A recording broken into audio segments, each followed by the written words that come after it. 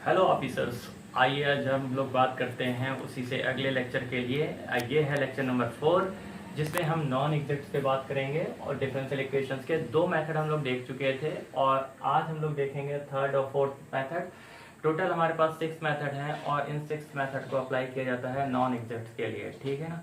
जल्दी मैं वो वीडियो भी लेके आ रहा हूँ जहाँ पर मैं आपको दिखाऊंगा कि ग्रेजुएशन वर्सेस आईएएस कितना आसान है एक ग्रेजुएट को आईएएस क्वालिफाई करना बाय मैथ्स ऑप्शनल सब्जेक्ट के साथ, ठीक है। तो फिलहाल अभी हम लोग बात करते हैं यहाँ पर अपने नॉन एग्जैक्ट डिफरेंशियल इक्वेशंस के लिए। मेथड 3 हमारे पास है, वही इक्वेशन है M D X plus N D Y वाला। अब इसमें हम लोग ना तो ये कर रहे हैं इंटीग्रेटिंग फैक्टर के लिए, ना तो हम M X minus M Y N Y वाला केस देख रहे हैं और ना ही M X plus N Y वाला केस देख रहे हैं। अब हमें यहाँ पर चेक करना है, अगर वो दो केस नहीं है तो फिर हमारे पास तीसरा केस यूज करना है 1 अपॉन एन डेवर एम अपॉन डेवर वाई माइनस डेवर एन अपॉन डेवर एक्स।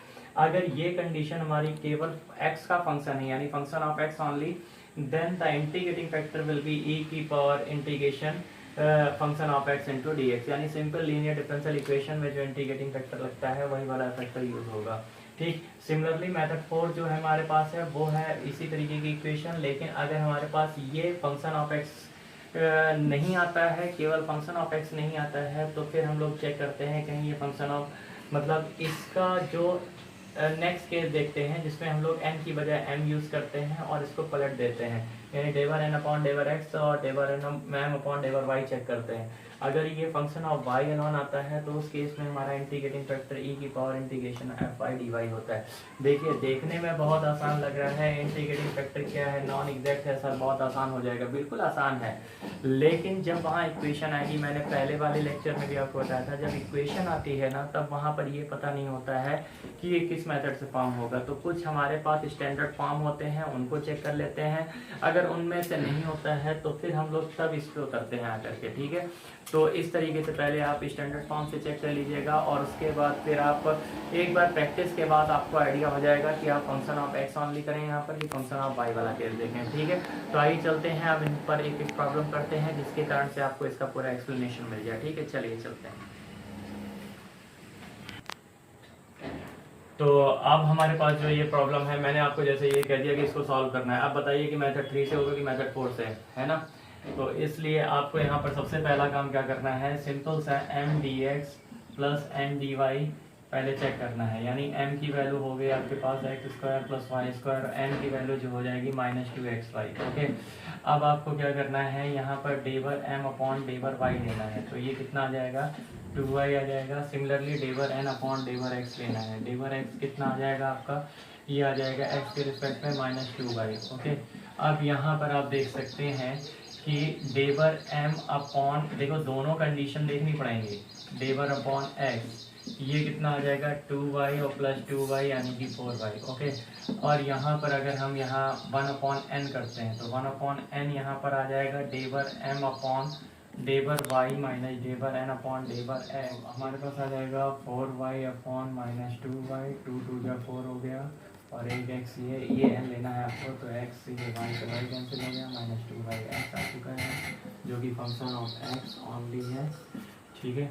तो इंटीग्रेटिंग फैक्टर आपके क्या हो गए, e की power F x into D x हो गया है, e की power integration minus 2x into D x हो गया, e की power minus 2 integration of 1 upon x D x हो गया, e की पावर माइनस 2 लॉग एक्स हो गया, e की पावर लॉग एक्स की पावर माइनस 2 यानी 1 अपॉन एक्स स्क्वायर। ये आपका इंटीग्रेटिंग फैक्टर आ चुका है।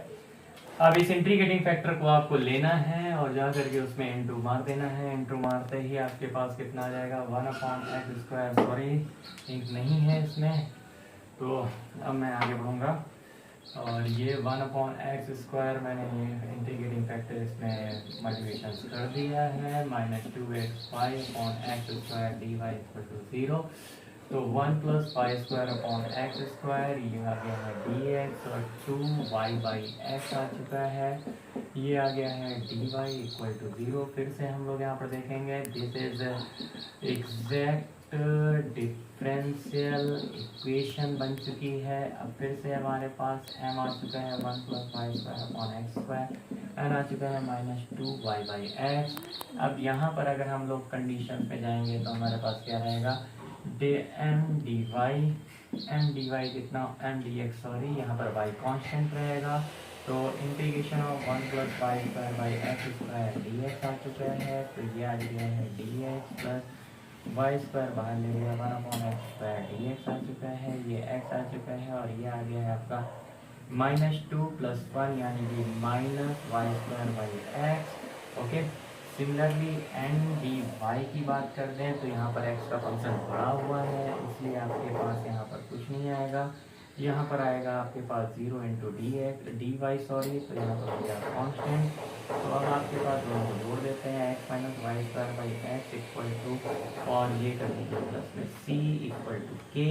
तो कांस्टेंट और कांस्टेंट हम लोग फाइनली इसको कांस्टेंट लिख सकते हैं, यानी k डैश मान लीजिए, जहाँ k dash equal to k - c है, both are the constant.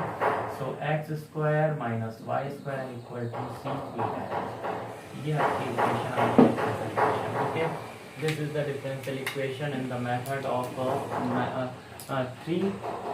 Okay, simple से याद रखिए। अब आगे की चीज़ें जो भी हम कराएंगे इंटीग्रेटिंग फैक्टर तक कराएंगे, आगे की कहानी आपको मालूम है। एग्जैक्ट इक्वेशन बनने के बाद आपको क्या क्या करना है, और अगर नहीं मालूम है तो लेक्चर 1 में जाइए और उसके प्रीवियस ईयर प्रॉब्लम देखिए लेक्चर 2 में, और सारी चीज़ों को आप बारीकी से जान जाएँ, ठीक है ना। तो बार बार मैं इसको एक्सप्लेन नहीं करूँगा कि एग्जैक्ट इक्वेशन की बात कैसे सॉल्व करते हैं। तो फिलहाल इस वीडियो में ये यहीं तक, मिलते हैं अगले वीडियो में।